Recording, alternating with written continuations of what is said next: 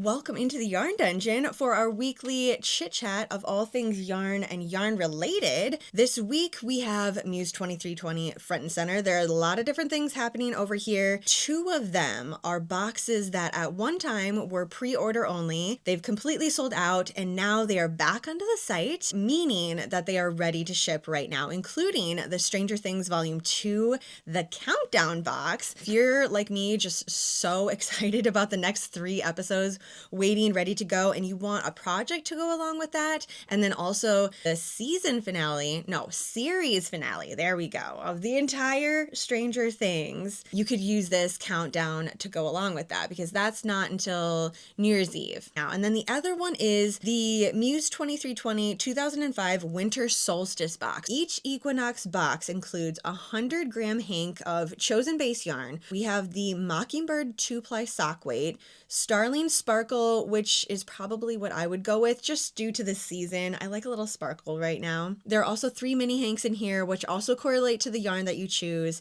Muse Brews Tea, which I am a huge fan of, and other seasonal additions. It does state that it's not individually wrapped, so everything in there, you open the box, you're gonna see everything, which I think is nice because especially this time of year, we get a lot of countdowns. There's advent calendars, countdowns from 13 nights to 31 to 25. I just feel like they're all over the place. And don't get me wrong, I do love a countdown. I mean, the Stranger Things box is a countdown, but it's nice to have this change of just kind of working at your own pace. And especially since it's a winter solstice, it's not finished in December. I've just found these boxes to be really enjoyable, super relaxing, and whatever project I pick has been very intentional. So I would get the box, open everything up, set it out, and decide, okay, what do I want to make with this for this season? So everything again was bite-sized and I would carry it with me. So that way, not only do I have these fond memories attached to it, but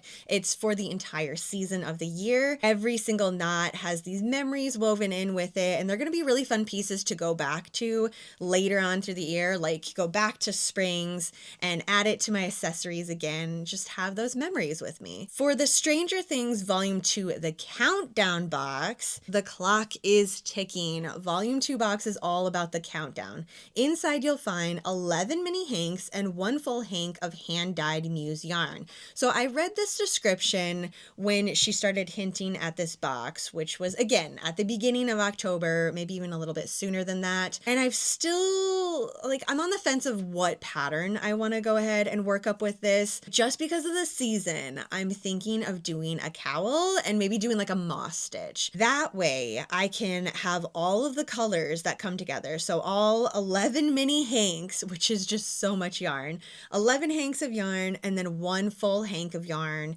kind of using that color to run throughout. So that's what I'm leaning towards right now, but there are so many different patterns out there. You could do a wrap, you could even do hats and a pair of mittens with this amount of yarn. It really just depends on what do you like to work on as you're watching the show. Like, what is a project that you find enjoyable and you can still enjoy watching something new? Because for me, I need it to be a pattern that it's tried and true. I'm not working around with stitches that I don't know or stitches that I need to have certain lighting for. So I'm sticking with like half double crochet, moss stitch, the spike stitch, things like that that are very enjoyable for me. I naturally navigate towards, and then choosing a project from that. I know that I'm going to have my setup very similar to last time, which is in my movie room, all the lights shut off. I do have a backlighting for my TV, but that's going to be purple, probably red this time. I mean, I'm really feeling it. So we're going to set the tone. It's not going to be super crochet friendly, which means I need to know the stitches that I'm working on. It's the very last time that we're going to get new episodes for Stranger Things. So I'm just going all out with it. The first box, the reason why I still have everything from Volume 1 and I haven't even started with it, was not even in my Yarn Dungeon when the episodes were released. So I was watching it like on my phone as I was going places, which wasn't ideal, but we did it. I knew if I didn't watch it as soon as they were released, there was just going to be all these spoilers everywhere, which I was right. It was almost immediately, I felt like there were spoilers. Really just wanted to fully enjoy it the first round. So now what I'm going to do is we're going to see everything that's in volume 1. I'm going to start working on it kind of leading up to volume 2 because we still have quite a few days until volume 2 is released and then also the series finale. So Stranger Things volume 1, the box. I love everything that Muse 2320 puts together, and like this is just the beginning of it. All the little details, just they're not missed. Everything is amazing, and I'm a little bit biased because I love the black and red going on throughout this entire thing. Stranger Things in general, I just love the vibes of it. We have the classic iconic 80s trucker hat. There's a little tag on the back that says embroider me with an embroidery needle, because since this is so plain, obviously we are going to customize it with stick and stitch. There are so many in here too. Magically disappearing. Okay, so I learned this the hard way the first time that I ever did these. You don't need to scrub when you're trying to get these off. So like the back part here is sticky. We have the design on the front. Stranger Things, Scoops Ahoy, Hellfire Club, and Starcourt Mall. Oh my gosh, that is going to be so hard to pick which one I want. Obviously, I'm going to do all of these. I just, we can't have all of them on a hat. I'm really leaning towards the mall. 4 different colors. No, 5. The classic Stranger Things color. Black, red, white, yellow, and green. Looks like we have some candy in here too. Eyeball candy. And what is this? Oh, those little dipping stick things. And this one is cherry with a Demogorgon on it. And the other side is the upside down. But yeah, for the stick and stitch, this part has the actual design to follow. And then the back has this paper and you pull this off. It's sticky. It's not going to stick forever. So if you have a project that you're doing for a really, really long time, it could curl up on the edges, but I'm saying like a long, long time, because I've had a couple of projects that have been sitting there and I've been working on and off again for probably up to 6 months, and it was still stuck on there pretty well. If I just did the outline of it and didn't fill it in with color or anything, I could probably get it done in one night. Then we have the first bit of yarn, which is this beautiful trio of Mini Hank Crimson Blood Red. I would love this to be a permanent set in Muse 2320. I don't know what I would make with it, but I just feel like every single week I could come up with a different project with this. So 2-ply fingering weight yarn, which means the volume 2 that I got is also a 2-ply fingering weight yarn. So I just passed on the DK weight this time. Superwash merino wool, 25% nylon, 80 yards in total, 20 grams for each yarn. Then we have a Muse Brews special Demogorgon herbal tea blend. Even though I love all of the tea that comes out of Muse Brews, the herbal is my favorite. That is something that I go to every single day. I have it in the afternoon. It's like my after lunch type of tea. Orange, hibiscus, rosehip, cinnamon, clove, cardamom. This is gonna smell amazing. And it's caffeine free since it's herbal tea. Warm, cozy, toasty. The cinnamon and orange come front center. Another thing that I love about this tea blend is that the whole loose leaf tea, it's huge pieces. So that when I'm steeping it, which how long do I need to steep it for? 1 teaspoon for 8 ounces. 5 to 10 minutes. Okay, so it's a pretty long steep time. And then we have the last hank of yarn, which is the Eye of Vecna. Fingering weight gradient, 75% superwash merino wool, 25% nylon. This thing is killer. Since it is a gradient, whatever I make from it is gonna have to be one solid piece. Like I want this to just shine. I don't need to focus on the stitches start to finish. I need to use, so there's 463 yards in it, which that is a lot. 100 grams. I could make a wrap pretty easily. I'm really feeling the cowls right now just because of the cold winter weather and the fact that whatever I make from this are my colors. So it's going to go into my time capsule wardrobe. There are a lot of directions that I can go with this yarn. So I am going to set it out tonight. I have a couple of seasons of Stranger Things that I want to revisit just because things came up in these latest episodes that I vaguely remembered, or like just like callbacks that I wanted to do a little checkup on. I did watch the entire series, or like everything that was out so far of Stranger Things before volume 1 came out, but obviously I went through it a little bit too quickly and there's just a lot happening, right? So there are specific episodes that I want to go back to now. So I'm going to put that on tonight. Hopefully by then I'll have an idea for the direction of this yarn. Next we have a new collection on her site that it's been around for the whole winter season, so it's not incredibly new. You might have seen some of the colors already,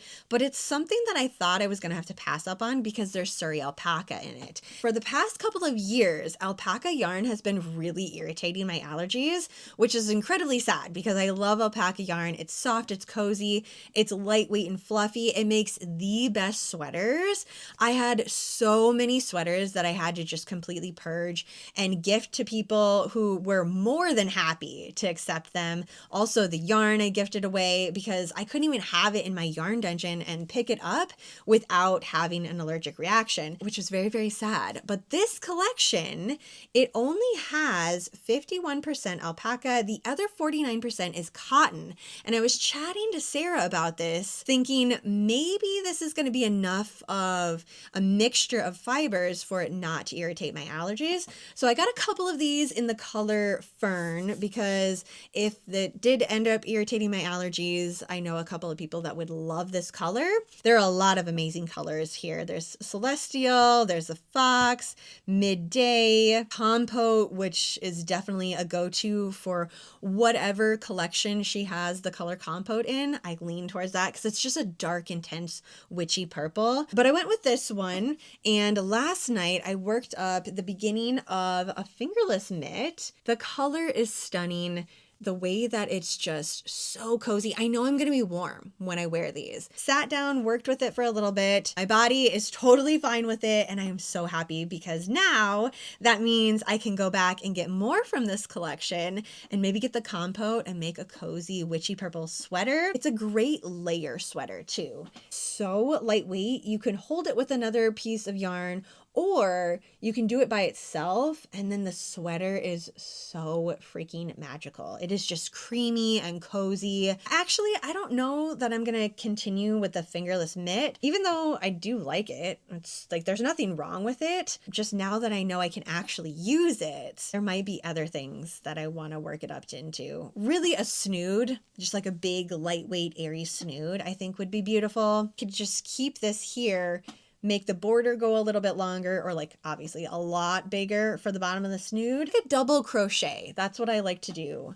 with this airy type of yarn. Incredibly happy news for me. And if you like suri alpaca, this is a fun one to play around with because it does work up differently than suri alpaca. It does have a little bit more structure because of the fact that there's cotton in here, which is fantastic if you're wanting to make a sweater. Like we do need it to have some sort of structure. When it would be just the 100% suri alpaca, I would normally hold 2 strands together. One last thing on the site right now is Fireside flannel is officially back for the season. This is a colorway that I look forward to every single winter. I like to make at least some sort of piece with it. So I have the Rhino Chunky, which is what is in stock. I only have one of these, maybe doing a couple of mini stockings and then putting silverware in there. It's 100% superwash merino wool, 109 yards in this one hank. So I could make a beanie as well, but whatever I do with it, it needs to be the focus. Like it is super beautiful. It needs to have its moment to shine. So that is on there, as well as a trio set of Fireside flannel. So 3, like similar to this. That's how it will come. Last year, what I worked up from the fingering weight yarn in Fireside flannel. I honestly don't remember how many of these I made last year. It was my go-to travel project. I just had this little bit of yarn as I was in the car, just cranked out all these hats because it was one of those projects you just go, go, go. I don't know how long this is gonna last. I'm assuming it's on sale because we're coming up to the end of just like the festive season. That's really how long this hangs out for normally, is the month of November, December. Sometimes we see it a little bit into January, but then we get a whole winter collection that'll kind of take the place of Fireside flannel. Some years we get lucky and we see it all the way till the end of January. This year, the trio is Fireside flannel, then we have a fern color and also a cranberry color together, which I think would look incredible as a beanie, like just doing this exact pattern and switching between the three colors. The last bit of news that I have from Muse 2320, they made an announcement on their Instagram about their clubs. And this is a year-long club that's happening. So what we have going on right now is the Grimm. That went from January to December, and now we're moving into a brand new theme, a brand new curation for everything. And when I say Muse 2320 goes hard with these year-long clubs, it is highly, highly curated. So not only do we get the theme for the entire year, which is this picture that we just saw on Instagram. I love it. Like, I don't need to know anything more. I want to know the ins and outs, what every single month is going to be bringing. But also that's kind of the fun of it too, is the not knowing and having yarn show up every single month that is totally a mystery, and there's a little backstory with each hank yarn too. I sense something is coming. Will you join the hunt in 2026? Muse clubs drop this week. Keep watch for details in your inbox and also in your feed. If you're not following them on Instagram, definitely do that, and then also get into the newsletter like today. Oh, within the past 24 hours, I have another update here with Muse 2320. They have officially launched their boxes, clubs, and subscriptions onto their site, which means we know a lot more, not just the picture. We know the direction, the theme, and also there is a club, which is a quarterly box. So that one is taking place of the solstice box, and it is called A Good Yarn. But let's go back to this one, which is the year-long yarn subscription. The title is The Hauntings. Join Muse for a year of colorways haunted by the spirits of folklore. That's kind of the direction just from the picture that I thought she was going. So yeah, I'm so excited for every single month of this. Join Muse for a year of colorways haunted by the spirits of folklore, myth, and timeless tales where every skein tells its own story. Each month, Muse will unveil an exclusive colorway that echoes the whispers of beings, places, and things that haunt this moral coil. There are two different ways you can get into this. You can just go ahead and join the entire year long. If you know that you don't want to miss a single month, like you love this, you want to see the entire story played out from January through December, that is available for pre-order right now. And then on the other hand, if you like a mystery, but you kind of want to know the direction that that mystery is going to go, like maybe have a sprinkle of spoilers for the colorways or the theme that's happening, because again, we have the entire year-long theme, but then every single month is going to have its own thing going on too. You can get into month by month. And then that's a really good idea to go over to Instagram and follow her over there, because every single month when it's getting close to the pre-orders opening, we'll start to see some spoilers with colorways. Sometimes we'll see the entire theme. It just depends on how she's feeling. We have three different options for the base of the yarn. We have Mockingbird, Pipit, and then Starling. Starling, which is the one that has a little bit of sparkle in it. Then the other one, A Good Yarn, is a quarterly subscription box featuring a curated collection of cozy vibes.